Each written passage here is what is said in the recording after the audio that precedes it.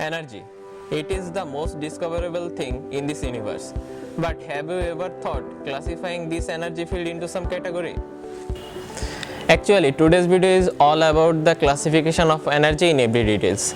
If you don't know about the classification, or if you are confused about the classification with the resources you have conflict to each other, then stay in this video till the last second. And at the end of this video, I will show you a map that will give you a complete overview of energy domain at a glance. So without further delay, let's jump into the main section.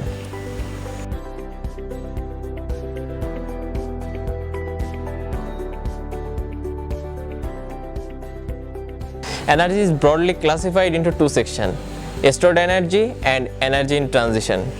Let me first discuss about the stored energy. Then I will discuss and demonstrate the second term, energy in transition. Now guess what is stored energy? Actually, the stored energy is that energy that are contained or stored within the system.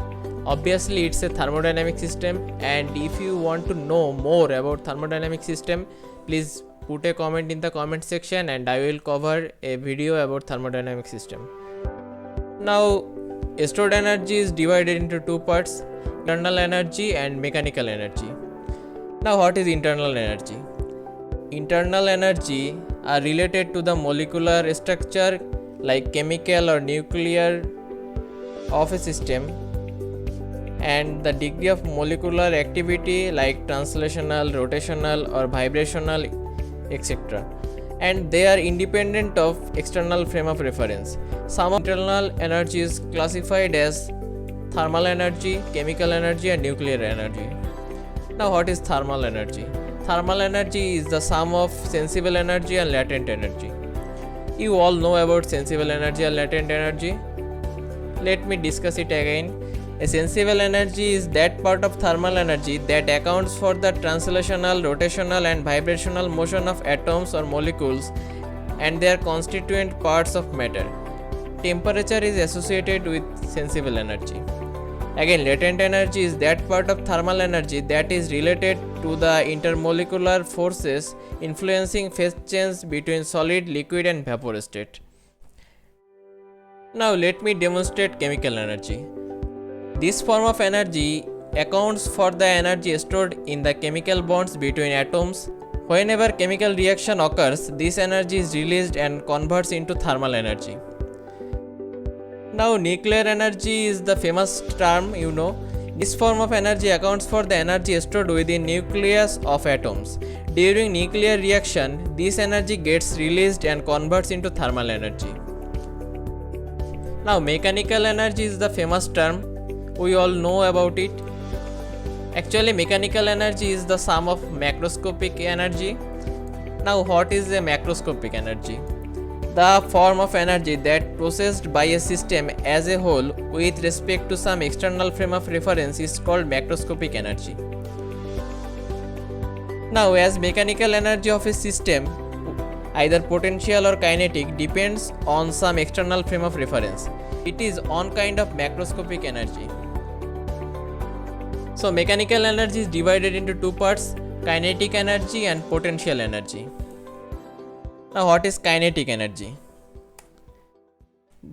This term of energy is related to the motion of particle with respect to some external frame of reference. Now what is potential energy? This type of mechanical energy is related to the position of particle in a particular field. Hope you have heard the forms of energy that I have already discussed. But most of us ignores the dynamic form of energy, and that's why the confusion occurs. I will clarify this. But if you are enjoying this video and if you are new in my channel and if you don't know about me, I am Bapti. I make energy and engineering related contents. So hit the subscribe button and also hit the bell icon so that I can notify you whenever I will upload a new conceptual video. Energy in transition or dynamic forms of energy is simply refers to that energy that are not stored within a system. Now Dynamic forms of energy is divided into three parts: heat, work and energy advection. Let me define these three parts. We all know about heat. Heat is defined as the thermal energy in transition due to a special temperature gradient. There are three modes of heat transfer. They are conduction, convection and radiation. Now what is work? Work is done by a system on its surroundings if the sole effect on everything external to the system could have been rising of a weight.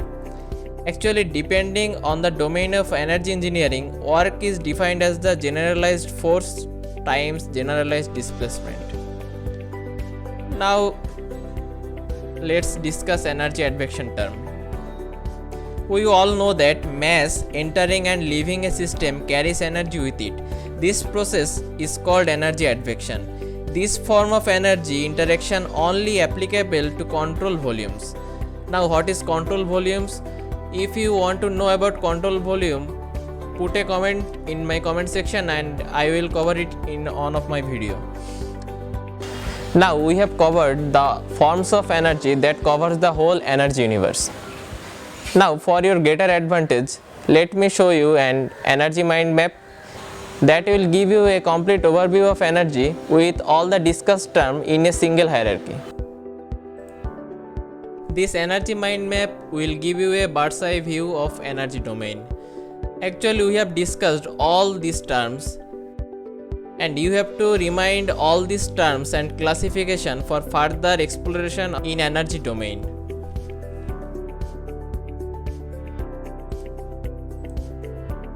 Hope you have learned something new from this video, and if you want any content in this video in further details, let me know in the comment section and don't forget to subscribe my channel.